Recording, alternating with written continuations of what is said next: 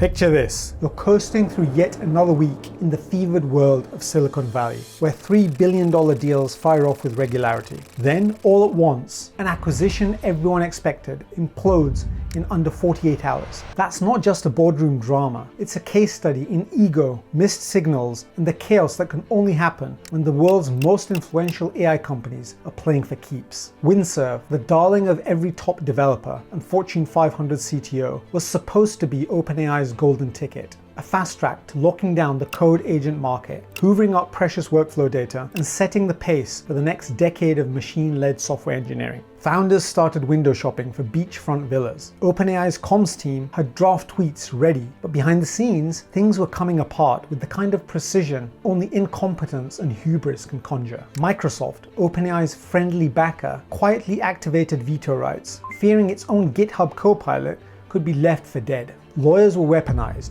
and just as heads were spinning, Anthropic yanked its prized Claude AI, removing half of Windsurf's secret sauce and leaving customers scrambling for alternatives. Cue Google's entrance, poaching half the team before you could say retention bonus, while Cognition snapped up whatever hardware and branding hadn't yet been trampled in the stampede. Inside Windsurf, dreams of supercars and country retreats gave way to emergency calls and tearful Slack messages. So what really happened in those 2 days in the summer of 2025 that left OpenAI clutching empty promises, Windsurf's loyalists marooned, and Silicon Valley's best laid plans unraveled in real time? Stay tuned, because this isn't just an M&A gone wrong, it's a blueprint for how control, alliances, and quiet rivalries can still upend even the biggest tech ambitions. In early 2025, Windsurf was the rising star of AI-powered software development platforms. Born in 2021, Windsurf built an advanced, context-aware, integrated development environment that let developers leverage large language models for code completion,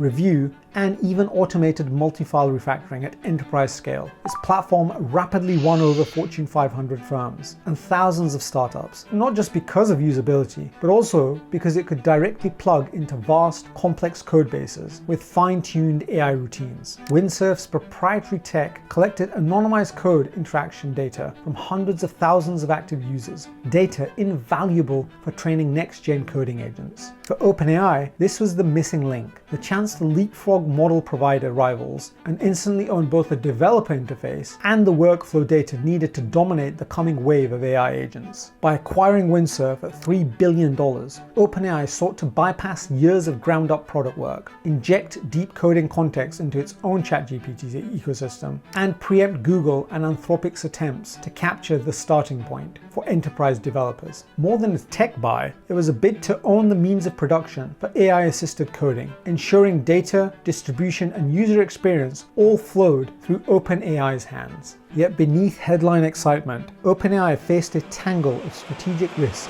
Its relationship with Microsoft, historically a financial and infrastructural lifeline, included restrictive side agreements. Any OpenAI acquisition in code tooling could trigger mandatory IP sharing or outright veto rights for Microsoft. This was no mere formality. Microsoft's GitHub Copilot, a direct competitor to Windsurf, gave Satya Nadella every incentive to stall or dilute potential threats. As Windsurf's deal neared completion, Microsoft's legal team exercised their rights, fearing the overlap in user data and workflow IP. Suddenly, the $3 billion buyout needed far more than money.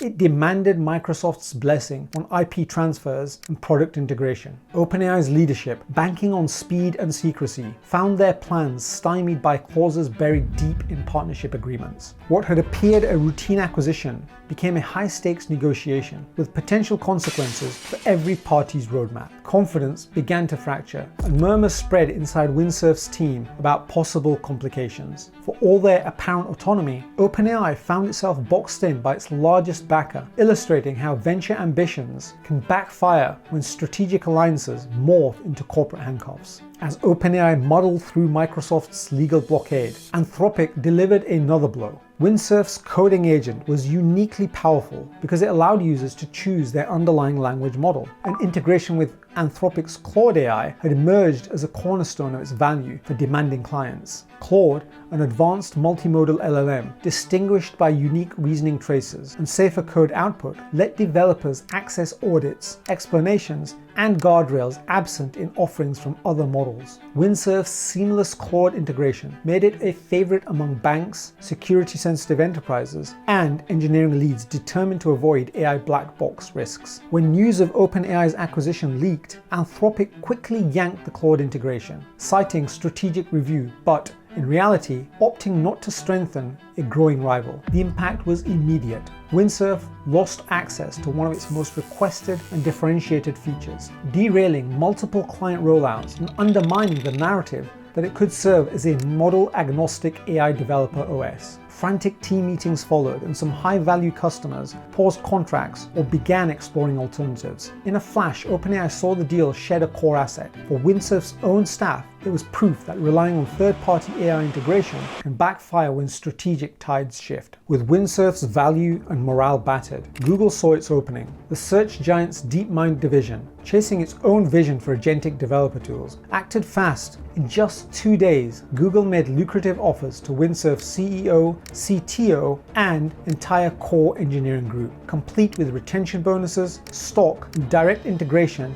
into the Gemini agent team. Simultaneously, Cognition, a fast-moving AI startup, raced to acquire Windsurf's remaining staff and product IP at a cut-rate price. As this unfolded, OpenAI's lawyers raced the clock, but found themselves negotiating for a brand whose technical moat and top minds were vanishing in real time. Employees learned of the broken deal in hurried all-hands calls, many facing massive losses on anticipated option payouts. The press, catching wind of the chaos, reported on rival boardroom bargaining and staff departures in near real time. What had been months in the making disappeared in 48 hours of executive phone calls, NDA reminders, and exit meetings, leaving OpenAI with little more than headlines and hard lessons in the brutal tempo of AI talent warfare. Post-collapse, the best Windsurf engineers landed inside Google, immediately tasked with expanding Gemini's ability to handle massive real-world code bases using insights from Windsurf's graph-structured agent framework.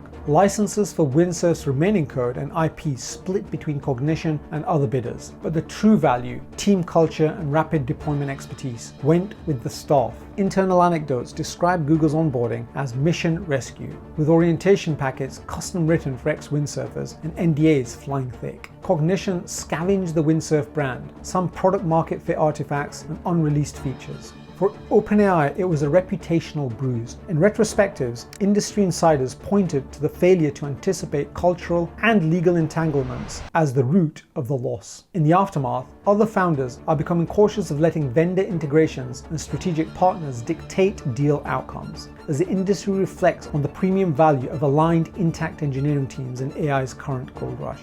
For Windsurf's employees, the failed exit was more than financial disappointment. It triggered realignment, departures, and public venting. Hopes of a life-changing OpenAI acquisition crashed. Revised Google and Cognition contracts offered far less equity and security. Employee forums filled with posts about navigating uncertainty and negotiating retention. Some staff candidly reflected on the necessity of securing better legal counsel before future M&A events, while others aired grievances on tech Twitter, sharing lessons in the high volatility of AI startup exits. Several left the sector, underscoring how burnout and disappointment echoed long after the money dried up. Founders quietly vanished from media rounds, humbled by the chaos. The saga will serve as a case study in how today's high-stakes tech deals can create as many losers as winners. The Windsurf debacle is already cited as a case study in what not to do at the bleeding edge of AI deal making. For buyers, it's a warning. Timing, platform entanglements, and dependence on competitors' models or strategic partners are as decisive as cash. OpenAI's overconfidence in its market position was exposed by Anthropic's swift withdrawal and Google's speed in capturing the talent. For startups, it's a signal. Avoid single point of failure partnerships, maintain diverse integrations, and secure deal terms that survive leaks and legal reviews. Some VCs are now hyper-cautious, pressuring companies to design exploding offers and push for more founder control. Ultimately, what was meant to be OpenAI's crowning M&A triumph has become a byword for how quickly assumptions can implode in the face of market, legal, and competitive realities, leaving PowerPoints, morale, and millions in notional share value in the dust. Thanks for watching. If you enjoy hearing about stories in tech and you want to support the channel, the best thing you could do is to like this video and subscribe. See you for the next one.